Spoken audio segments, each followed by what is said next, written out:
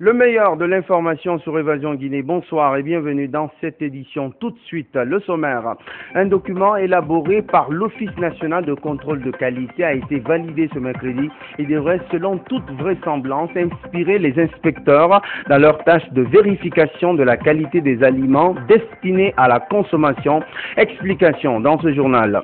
C'est un véritable exercice de pédagogie auquel s'est livré ce mercredi le conseil de quartier de Bessia, Cité de l'Air. Une démarche suscitée par l'incompréhension des jeunes du dit quartier quant au sort d'un terrain de football appartenant apparemment à l'agence de la navigation aérienne. Et puis, la participation de la Guinée à la 33e édition du Salon du Livre de Paris. Le pays a été représenté à ce rendez-vous culturel par une forte délégation conduite par le ministre de la Culture et du Patrimoine historique. Voilà, mesdames et messieurs, pour le sommaire, encore une fois. Bonsoir et bienvenue à tous. Mais d'abord, avant de développer tous ces titres, 3 avril 1984, 3 avril 2013, voilà 29 ans jour pour jour que l'armée guinéenne prit le pouvoir pour la première fois à la faveur d'un coup d'État chapeauté par des militaires réunis sous la bannière du Comité militaire de redressement national. 29 ans après ce putsch,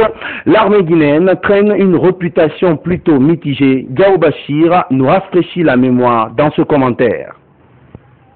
Le peuple de Guinée se souviendra toujours de la date du 3 avril 1984, 8 jours après la mort du président Ahmed Sékou Touré le 26 mars 1984. L'armée guinéenne a pris le pouvoir sous la direction du feu général Lansana Conté, colonel à l'époque, et ses compagnons du CMRN, le comité militaire du redressement national. Le colonel Diara Traoré, Sidi Mohamed Mamadi Bayo, Kerfala Kamara, Fassine Touré, Sori Doumbouya, Kolipé Lama, Jean Traoré, pour ne citer que ceux-là. Nous ne pourrons parler de cette date sans faire allusion à ces officiers qui ont été des pionniers dans la prise du pouvoir par l'armée. Aujourd'hui, cette armée connaît des hauts et des bas. Malgré les réformes engagées au sein des forces de défense, elle semble être perçue par certains citoyens comme une force de répression. Aussi, d'autres estiment qu'une grande majorité des militaires guinéens ne disposent pas encore d'une formation suffisante et d'un déroulement de carrière liés à leurs compétences.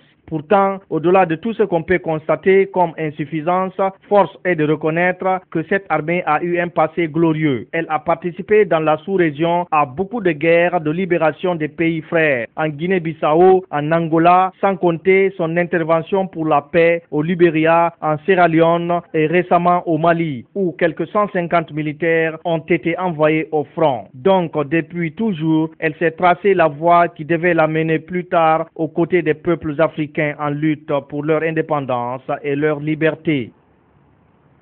Dans l'actualité également, je vous le disais en titre, validation ce mercredi du manuel d'inspection. C'est à l'intention des établissements de production et de transformation des aliments élaboré par l'Office national de contrôle de qualité. Ce document devrait servir de guide aux inspecteurs dans leur mission de sauvegarde de la santé des consommateurs. Le point avec Fanta Conté. Souvent, les produits d'origine guinéenne ont du mal à être sur le marché international en raison de leur non-conformité aux normes sanitaires, du manque de suivi et de contrôle sanitaire. C'est dans ce souci que l'Office national de contrôle de qualité a élaboré ce manuel. Il s'agit d'harmoniser les procédures d'inspection des aliments et des établissements et également encourager une approche constructive entre les inspecteurs, les producteurs et les industries de transformation agroalimentaire. La démarche vise à faire en sorte que la sécurité alimentaire soit une préoccupation constante du stade de la production à celui de la consommation. La responsabilité première de l'inspecteur est de protéger le consommateur en veillant à la conformité des produits et des établissements aux dispositions légales, réglementaires relatives à la sécurité sanitaire des aliments. Nous avons jugé nécessaire de rédiger un guide pour bien cadrer ces industriels, ces transformateurs dans le bien-être de la population guinéenne. Le constat révèle aujourd'hui que le marché guinéen est inondé de produits non conservés et dont la date de péremption est arrivée à terme. La validation de ce manuel va non seulement permettre à l'office de bien remplir sa mission, mais aussi aux contrôleurs du dit office d'être plus performants dans leurs activités quotidiennes. L'autosuffisance alimentaire, garant de notre souveraineté nationale, constitue pour le gouvernement du professeur Alpha Condé l'une des priorités absolues. Les risques liés à cette alimentation mettent en évidence la nécessité de renforcer non seulement le contrôle des aliments, mais aussi la sensibilisation des producteurs, manipulateurs et consommateurs sur les questions de qualité et de sécurité sanitaire des aliments. Selon les spécialistes, la consommation des produits mal conservés et périmés est à la base de plusieurs maladies diarrhéiques chez l'homme. C'est pourquoi il est indispensable que les recommandations de ce manuel soient prises en compte par tous les acteurs, et ce afin de préserver la santé des consommateurs. Dans le même registre, l'Organisation internationale de la protection civile vole au secours de la protection civile guinéenne. Elle a remis ce mercredi du matériel de sauvetage à la Direction générale de la protection civile, un don qui est le fruit de la coopération franco-guinéenne. Malik Diakité. En provenance de l'Organisation internationale de la protection civile, ce don est composé de plusieurs instruments de sauvetage, parmi lesquels 600 pantalons multitailles, 600 pèlerines ABC, 4 bidons de benzine, 4 imprimantes, 200 pèlerines jaunes, 100 paires de lunettes d'intervention, 450 paires de bottes jaunes, 10 couvertures de laine, 2 poupées de réanimation. Au dire du donateur, ce geste est le fruit d'une coopération entre la Guinée et la France. Le matériel qui vous est présenté ce matin n'a absolument rien coûté à la Guinée. C'est un don. Ce matériel va servir en priorité à équiper les premières unités de protection civile qui sont en train d'être créées et qui vont être opérationnelles à compter de cet été. Tout en se réjouissant de cette coopération franco-guinéenne, le ministre de la Sécurité a exhorté le personnel de la protection civile à faire bon usage de ce don. Le cabinet du département de la sécurité, les deux directions générales, ne ménageront aucun effort pour traduire dans la pratique la politique prônée par le chef de l'État, à faire en sorte qu'à l'échéance du quinquennat, que les services de sécurité soient au niveau de tous les services d'appoint à travers le monde. À vous, hommes et femmes de la protection civile, nous vous regardons, nous vous faisons confiance. Montrez que nous avons compris la politique du chef de l'État. Malgré la modestie de nos moyens, nous sommes engagés à œuvrer dans le sens de sa politique. La Guinée pourra bénéficier d'autres largesses de la part de cette organisation si ce présent don est utilisé à bon escient, a souligné le coopérant. Politique dans cette édition, le parti GPT peut se frotter les mains. La formation politique présidée par Dr Ibrahima Kassori Fofana vient d'enregistrer de nouvelles adhésions dans ses rangs. Les nouveaux venus ont été présentés ce mercredi au cadre du parti à l'occasion d'une cérémonie organisée pour la circonstance. Ils se sont engagés à accompagner GPT dans la conquête du pouvoir en Guinée. Mamadi Kamsoko était de la partie. Voici son compte rendu. Parmi les personnes qui ont décidé de rejoindre le parti Guinée pour tous figure Sékou Chérif Fadiga, ancien membre du bureau exécutif de l'UPR. L'homme a lutté pendant 21 ans aux côtés de Sirajo Diallo et de Ba Ousmane jusqu'en février dernier. Il dit s'associer à Guinée pour tous pour construire en Guinée un État respectueux du droit de chaque citoyen. Comme lui, 3 autres groupes emboîtent le pas. Ils sont animés désormais d'un souci, celui de servir loyalement Guinée pour tous et son président Ibrahima Kassori Fofana. Pourquoi avoir démissionné d'un parti qui inscrit son action dans la mouvance présidentielle dont j'avais été solidaire? La raison est bien simple. Notre pays, la Guinée, est à présent menacé par le retour du totalitarisme et de son corollaire, la pensée unique. Et quelque part, le Guinéen, il attend quelque chose de leader le plus souvent. Mais personne ne se demande ce que lui-même étant citoyen guinéen, qu'est-ce qu'il peut apporter à sa nation, la Guinée.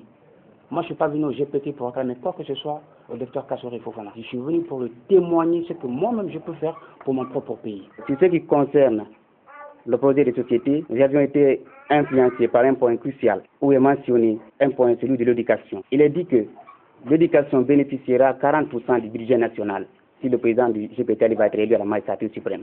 Ce choix que nous vous confirmons ici se justifie par votre idéologie et le contenu de votre programme politique. En examinant votre projet de société, nous avons constaté que c'est un programme ambitieux, réaliste et réalisable qui prend en compte le passé, le présent et l'avenir de la Guinée et des Guinéens.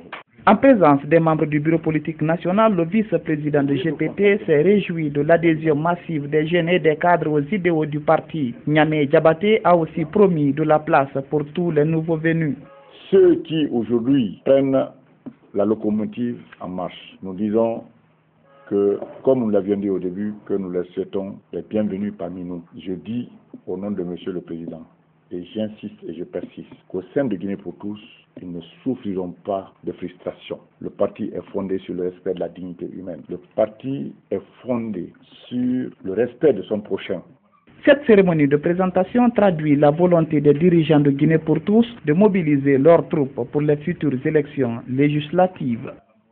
Autre registre de l'actualité, incompréhension cet après-midi entre le conseil de quartier de Bessia, Cité de l'Air, et des jeunes du dit quartier. À l'origine de cette situation, le terrain de football appartenant à l'ANA, agence de la navigation aérienne, un terrain que ces jeunes pensaient avoir été vendu par le conseil de quartier qui a dû s'expliquer pour rétablir la compréhension. Explication, Ella Joumabari.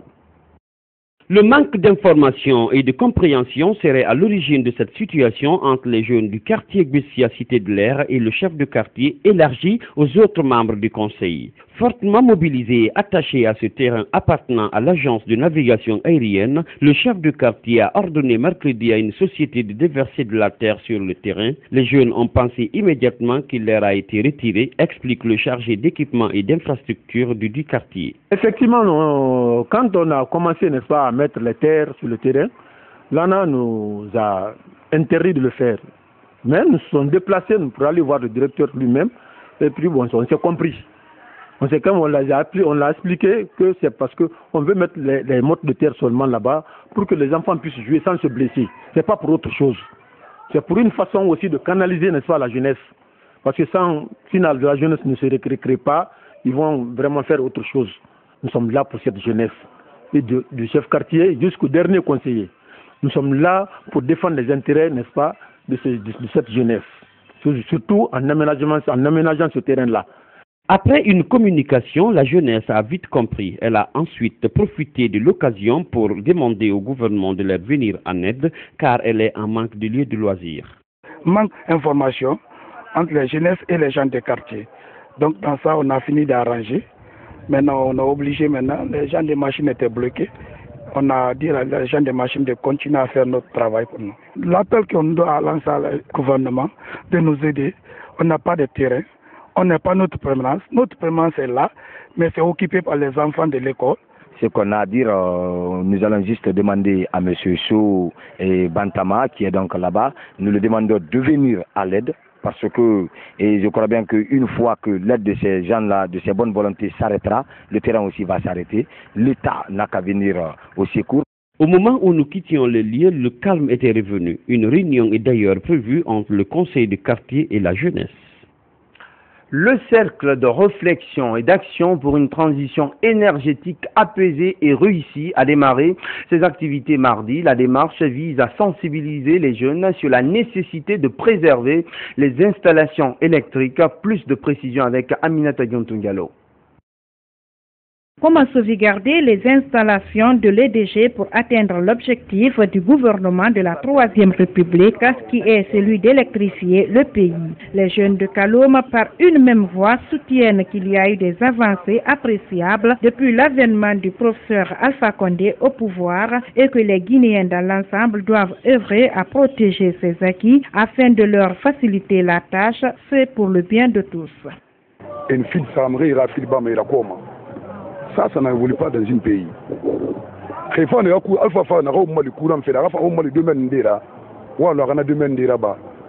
nana menge gwata ram fam fam lo na mu bulim mana wali ma mamulu ma tout le temps on nous menge na choisi an bilim wala kirima alo dimedi. Le problème d'électricité en Guinée, ce n'est pas seulement les dirigeants.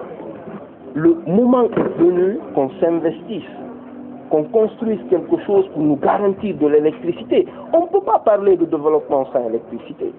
La solution n'est pas sortir et casser les édifices, c'est pas ça. La maire de Kaloum a pour sa part apprécié l'initiative et a promis de véhiculer le message. Ce que vous êtes en train de faire comme démarche est légitime. Dites-vous que la commune de Kaloum, que je représente ici aujourd'hui, est entièrement à votre disposition pour qu'il y ait la paix dans ce pays. Quant au président, il invite les jeunes à plus de responsabilités. Activité cadre avec la politique énergétique du président de la République. Il faut comprendre que les nouvelles autorités n'ont rien trouvé sur place comme infrastructure, mais au contraire, ils se sont attaqués à tous les chantiers pouvant nous mener à notre électrification. Comme exemple, vous avez le méga projet de Kaleta. Vous avez la réhabilitation des lignes de transport et de distribution. Vous avez, pour la première fois en République de Guinée, la construction d'une centrale solaire. Une sensibilisation qui sera faite dans toutes les communes de la capitale et à l'intérieur du pays. Justice dans cette édition, peut-être un nouveau rebondissement dans le procès des présumés auteurs de l'attaque contre le domicile privé du chef de l'État. Commandant Mori Kourouma, garde du corps du président Alpha Condé, entendu à la barre à titre de témoin, a déclaré que le commandant Alpha Oumar Bofa Diallo, alias AOB, est une victime dans cette affaire. Un témoignage à décharge de l'aide de camp du chef de l'État qui trouble bien des esprits. Les précisions dans ce compte rendu de Mfanli Gilavogui. Ce sont des déclarations à décharge qui résonnent comme un coup de tonnerre dans le feuilleton judiciaire du 19 juillet 2011. Commandant Mori Kourouma, garde du corps du président Alpha Condé, souriant à la barre, a plaidé pour une accélération de la procédure judiciaire dans le dossier relatif à l'attaque contre la résidence privée du chef de l'État. Sous le feu des questions de la défense, l'officier de la garde présidentielle avoue que le commandant Alpha Oumar Bofa Diallo AOB est une victime. Monsieur le Président, les gens là, ils ont des parents derrière qui souffrent. Ils ont leurs familles qui souffrent derrière. Allons-y vite pour que vraiment ils sortent de la prison.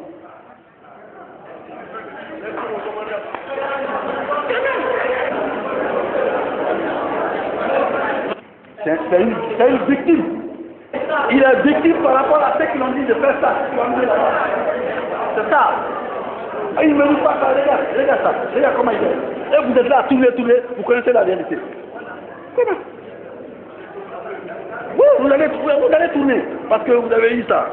Des propos qui ont failli semer le délire dans un prétoire ayant fait son plein. Le président de la Cour, dans la foulée, a demandé aux témoins de reprendre ses déclarations. Deux versions qui réconfortent les avocats de la défense. Lorsque ce témoin affirme que le commandant AOB est une victime dans cette affaire, et il demande à la Cour d'accélérer les travaux pour permettre de libérer tous les détenus, moi je pense qu'il n'a dit que la vérité.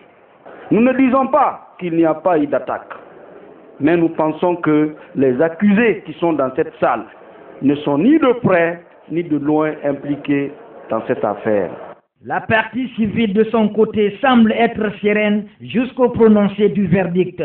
Le commandant AOB s'est présenté à la barrière de contrôle de la présidence de la République, même si prétendument, pour se dégager des termes de l'accusation, il affirme, et ça, il ne peut convaincre personne qu'il était venu pour que l'information relative à l'attaque criminelle et barbare de la résidence du chef de l'État soit portée à la connaissance de la garde présidentielle. À la suspension des débats, le commandant Mori Kourouma a quitté la salle d'audience par des poignées de main et accolades avec certains accusés. Et oui, enfin, Ligui Lavogui, notre spécialiste maison des questions de justice. Autre fait marquant de l'actualité, les petites et moyennes entreprises à la croisée des chemins en Guinée. L'évolution des PME se heurte souvent en effet à des difficultés d'ordre conjoncturel. À cela s'ajoutent des problèmes d'énergie conjugués à l'instabilité sociopolitique devenue comme par enchantement quasi permanente. Et pourtant, les PME représentent une part considérable des entreprises évoluant dans le pays. Alors, faut-il parler de paradoxe? Les PME peuvent-elles se donner les moyens d'avoir le vent en poupe? Élément de réponse dans ce reportage de Malik Diallo. En Guinée, il est un secret pour personne que la plupart des entreprises rencontrent assez de problèmes. Les PME ne font pas exception à la règle, représentant 90% de l'ensemble des entreprises et rencontrent pourtant des difficultés pour s'implanter, fonctionner et surtout survivre. Une situation due en partie à la crise politique, l'augmentation drastique des impôts qui ont presque triplé en l'espace de quelques mois, laissant ainsi nombre de chefs d'entreprise à l'image de Madame Si en difficulté. Lorsque vous voyez aujourd'hui toutes ces grosses sociétés minières qui s'en vont, avec lesquelles nous travaillions, parce que nous étions plus ou moins leurs sous-traitants dans certains domaines d'activité. Donc nos chiffres d'affaires ont baissé considérablement. Les impôts aussi, qui ne nous font pas de cadeaux. Parce que subitement, les impôts que l'on payait, une entreprise qui payait 4,5 millions paye maintenant 15 millions. Celle qui payait 15 millions est facturée à 66 millions. C'est tombé sur nos têtes d'un jour à l'autre. À cela s'ajoutent les tracasseries financières et le manque de subventions auxquelles font face les petites et moyennes entreprises en Guinée. C'est le gouvernement, la Banque centrale qui doit trouver les mécanismes qu'il faut pour baisser le taux de base. Parce que quand le taux de base est élevé, les banques aussi, ils rajoutent leur part et le taux de crédit est à 20-21% en Guinée. Comment voulez-vous qu'une entreprise prospère, que les sociétés se développent en Guinée privée si nous payons des taux d'intérêt aussi élevés? Au-delà de ces difficultés persiste le manque d'électricité, ce qui amène les responsables des PME à fournir eux-mêmes l'électricité qu'ils consomment par l'achat de groupes électrogènes et de carburant, des charges leur coûtant quelquefois la peau des yeux, conséquence, la réduction du personnel. On ne peut parler d'un secteur privé dynamique qui puisse prospérer que lorsqu'on n'a pas à résoudre en permanence des problèmes d'énergie, des problèmes de courant, des problèmes d'infrastructure. Les petites et moyennes entreprises en Guinée se trouvent donc concentrées à d'énormes problèmes pour développer leurs activités, surtout en ces temps durs où l'environnement politique n'est pas propice à leur épanouissement. Et pour pallier aux difficultés que rencontrent justement les PME, le secrétaire général du ministère de l'Industrie et des petites et moyennes entreprises met en avant la politique mise en place par le gouvernement. Il est au micro de Marie-Sheila Fofana. Le gouvernement va se doter d'une stratégie et à l'intérieur de cela, toutes les structures du pays vont maintenant aller vers un appui à la PME. En quoi faisant? D'abord, un appui institutionnel. Nous avons créé aujourd'hui une direction nationale des petites et moyennes entreprises au sein du ministère de l'Industrie. Sa mission est donc de partager avec toutes les parties prenantes les difficultés du pays, les difficultés des PME et surtout de proposer des solutions au gouvernement. La deuxième chose, c'est un appui financier et technique. L'appui technique, c'est qu'il faut, à travers les institutions du pays, apporter un plus à l'évolution des petites et moyennes entreprises. Nous n'allons pas nous substituer aux entreprises, mais nous allons créer un environnement qui leur permette, elles aussi, d'évoluer. Je m'explique. Par exemple, il y a aujourd'hui le code des marchés. Il faudrait qu'à l'intérieur de ce code, qui est une loi de la République, que ce code permette la sous-traitance avec les petites et moyennes entreprises dans le cadre des grands marchés. Il y a des grands projets qu'on appelle des méga-projets miniers qui vont démarrer. Et ces projets-là doivent accepter de sous-traiter certaines activités avec les petites et moyennes entreprises installées dans leur zone. Tout autre chose maintenant dans cette édition, l'agence de la Caisse populaire d'épargne et de crédit Yetemali de Forécaria a tenu samedi dernier son assemblée générale annuelle, une rencontre au cours de laquelle les rapports d'activité de l'année écoulée ainsi que l'état financier de la succursale ont été présentés. Il a aussi été question d'élire les nouveaux dirigeants. Reportage Nagbe Kourouma. À l'image des autres caisses de la capitale, telles que Anta, Kaporo, Matam, Dixine, Koya et Kaloum, la caisse Yété Mali de Forêt-Caria a tenu son assemblée générale annuelle ce samedi. Elle a permis aux responsables de présenter la situation des prêts octroyés durant l'année 2012. Montant emprunté 324 556 737,41 GNF. Nombre d'emprunteurs 250. Crédit fixe salaire. Montant emprunté 311 223 512,19 GNF. Avec pour mission principale la collecte de l'épargne. Cette assemblée annuelle a permis à la direction de cette caisse de publier les résultats obtenus pour l'exercice 2012 et ceux en cours pour 2013. L'actif 1 895 797 036,02. Épargne 712 782 317,02. En cours de crédit 1 071 457 702,37. Le président du conseil d'administration, quant à lui, a remercié les membres de la caisse, notamment la direction générale. Permettez-moi de remercier les membres qui ont fait confiance à leur caisse et j'invite les autres citoyens de la préfecture de Forêt-Caria qui n'ont pas encore adhéré de le faire car la caisse est là pour tout le monde. Au cours de cette assemblée générale annuelle, les membres présents ont procédé à l'élection d'un nouveau bureau. Un bureau qui répond aux critères de la caisse Yété Mali de Forêt-Caria. Sport, c'est ce qu'on pourrait appeler faire œuvre utile. En effet, le président de l'ASK, Association sportive de Kaloum, a fait un don de matériel sportif au club olympique de Boké, une ville dont il est natif. Les équipements sportifs offerts ont été remis aux responsables de football de Kakandé, Fodé Camara.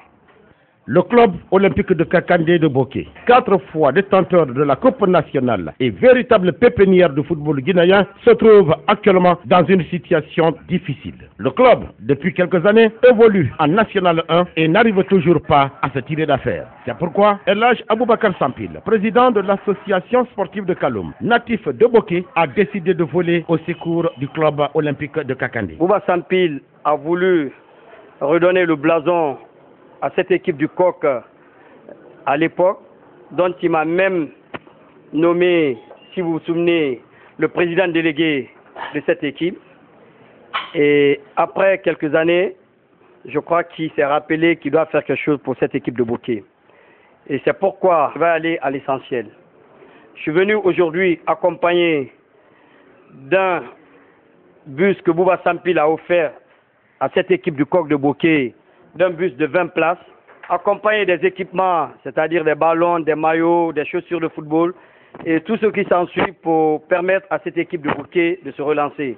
En recevant ces cadeaux, les autorités de Boké se sont réjouies et ont rassuré le donateur que ce matériel sera utilisé en bon escient. Et cela pour le rayonnement du football dans leur préfecture. Même si, quelque part, le préfet soutient que juridiquement, le club olympique de Kakandé appartient toujours à M. Aboubakar Sampil. En tous les cas, les jeunes footballeurs de Boké, heureux de recevoir ces cadeaux, ont rassuré les uns et les autres qu'ils feront bonne utilisation afin de permettre leur club de retrouver la place qu'il a occupée pendant belle lurette. Toujours est-il que le club olympique de Kakandé de Boké est bien parti pour retrouver l'élite de foot guinéen.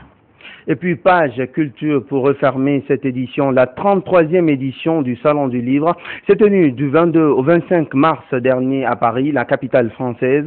La Guinée, à l'instar d'autres pays du monde, a pris part à ce rendez-vous culturel. La délégation guinéenne était conduite par le ministre de la Culture et du Patrimoine historique. Billy Nankouma Kondé revient pour nous sur la participation guinéenne à cette rencontre culturelle. Depuis plus de 3 décennies, le Salon du Livre de Paris existe. Chaque année, il accueille des milliers d'hommes de lettres venus de plusieurs horizons du monde. Pour l'édition de cette année, plus de 6000 personnes ont pris part au rendez-vous. La Guinée, qui se trouve à la croisée des chemins sur le plan culturel, était aussi de la partie. L'année prochaine, il faut que nous ayons un stand plus grand, que nous mettons les moyens qu'il faut pour que, ma foi, la Guinée soit sur le plan culturel présente partout, et la Guinée is back. C'est la culture qui doit être de retour. Grâce à un appui de l'organisation de l'Union du fleuve Mano, la Guinée, le Libéria et la Sierra Leone ont animé dans un stand commun avec pour slogan les mots au service de la paix. Ce salon du livre de Paris est un départ qui va nous amener vers le 72 heures du livre au mois d'avril à Conakry, et qui vont nous amener au-delà de cela afin que ceux qui écrivent sachent qu'ils ont une grande responsabilité, et que l'État sache que ces responsabilités ne peuvent être exécutées que si les écrivains ont les moyens d'écrire et les éditeurs éditer, afin qu'on mette à la disposition du lecteur ce que les uns et les autres ont écrit, et d'aboutir à cette concorde nationale qui peut nous amener à construire notre pays. Moi, j'envisage même, pourquoi pas, le salon du livre de Guinée, avec tout l'espace Mano River, et pourquoi pas avec tout l'espace de la CEDEAO. Devant 1200 exposants et 190 000 visiteurs, la 33e édition du Salon du Livre de Paris a connu une participation remarquable de l'Harmattan Guinée. Une occasion pour cette maison d'édition de communiquer sur les 72 heures du livre en Guinée prévues pour les 23, 24 et 25 avril prochains à Conakry. Et puis avant de refermer cette édition, je vous fais lecture d'un communiqué qui vient à l'instant même de nous parvenir. Le gouverneur de la ville de Conakry, président du conseil de ville, président de la commission régionale de sécurité, informe l'ensemble des citoyens de la ville de Conakry que la marche blanche pacifique sollicitée par la coalition des filles et femmes de Guinée pour le dialogue, la consolidation de la paix et le développement sera organisée sous forme de meeting ce jeudi 4 avril 2013 à l'esplanade du stade du 28 septembre. En conséquence, les organisateurs sont invités à prendre toutes les dispositions nécessaires pour le bon déroulement du dit meeting Conakry le 3 avril 2013, signé le chef de bataillon, gouverneur de la ville de Conakry, commandant Sekou Resco Kamara. C'est donc la fin de cette édition d'information. Merci de votre aimable attention. Excellente suite de programmes en notre compagnie. L'info, c'est aussi notre site internet www.groupeevasionguinée.info.